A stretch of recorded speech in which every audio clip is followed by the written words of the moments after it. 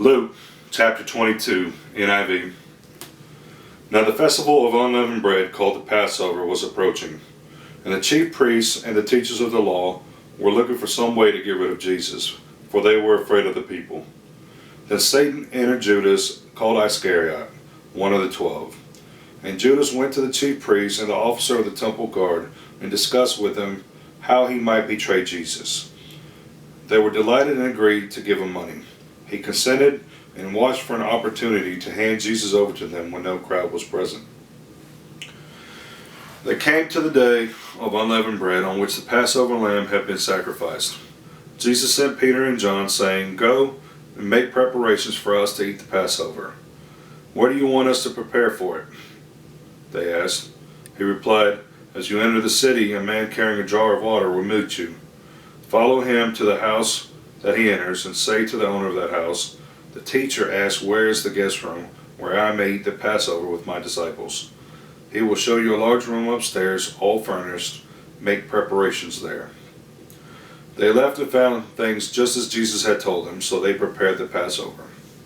When the hour came, Jesus and his apostles reclined at the table, and he said to them, "I have eagerly desired to eat this Passover with you before I suffer. For I tell you, I will not eat again until it finds fulfillment in the kingdom of God."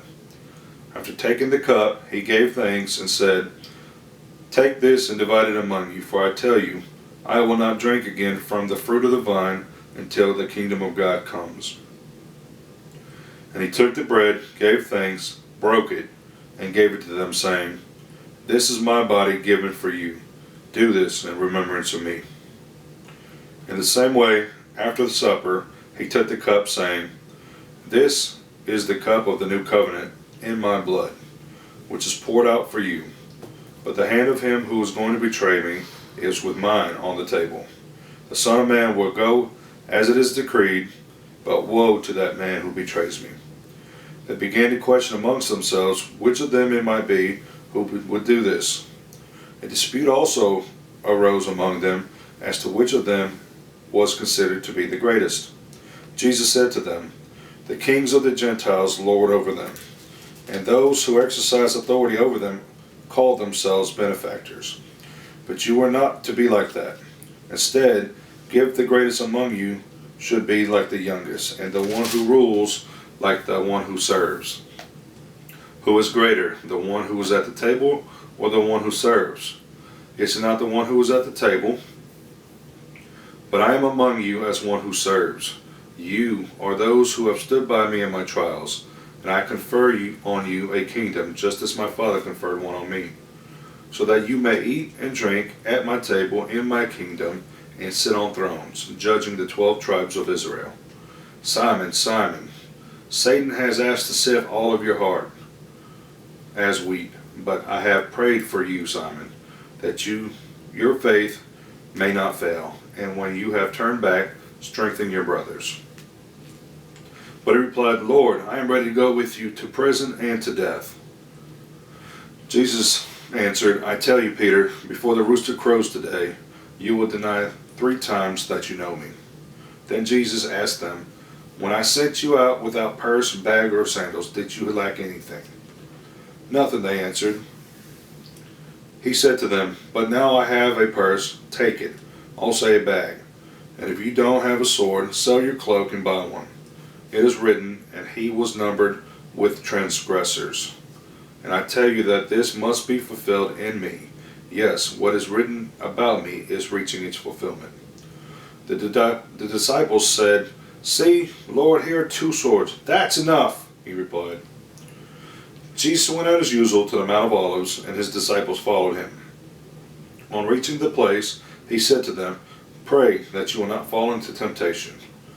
He withdrew about a stone's throw beyond them and knelt down praying, "Father, if you are willing, take this cup from me, yet not my will, but yours be done." An angel from heaven appeared to him and strengthened him. And being anguished, he prayed more earnestly, and his sweat was like drops of blood falling to the ground. When he rose from prayer and went back to his disciples, he found them asleep, exhausted from sorrow. "Why are you sleeping?" he asked them. "Get up and pray that you will not fall into temptation."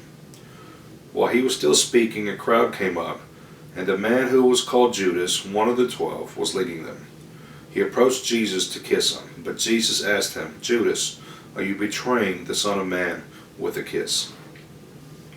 When Jesus' followers saw that what was going on to happen, they said, Lord, shall we strike with our swords? And one of them struck the servant of the high priest, cutting off his right ear.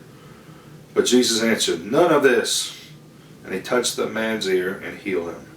Then Jesus said to the chief priests, the officers of the temple guard, and the elders who came for him, am I leading a rebellion that you come with swords and clubs? Every day I was with you in your temple courts, and you did not lay a hand on me. But this is your hour, when darkness reigns. Then seizing him, they led him away and took him into the house of the high priest. Peter followed at a distance, and when some of them had kindled a fire in the middle of the courtyard and sat down together, Peter sat down with them. A servant girl saw him and seated there in the firelight. She looked closely at him and said, this man was with him. But he denied it. Woman, I don't know him, he said. A little later someone else saw him and said, you also are one of them. Man, I am not, Peter replied. About an hour later, another asserted, certainly this fellow with him, for he is a Galilean. Peter replied, man, I don't know what you're talking about. Just as he was speaking this, the rooster crowed. The Lord turned and looked straight at Peter, and Peter remembered what the Lord had spoken to him. Before the rooster crows today, you will disown me 3 times. And he went outside and wept bitterly. The men who were guarding Jesus began mocking and beating him. They blindfolded him and demanded, prophesy, who hit you? And they said many other insulting things to him. At daybreak, the council of the elders of the people, both the chief priests and the teachers of the law, met together, and Jesus was led before them. If you are the Messiah, they said, tell us.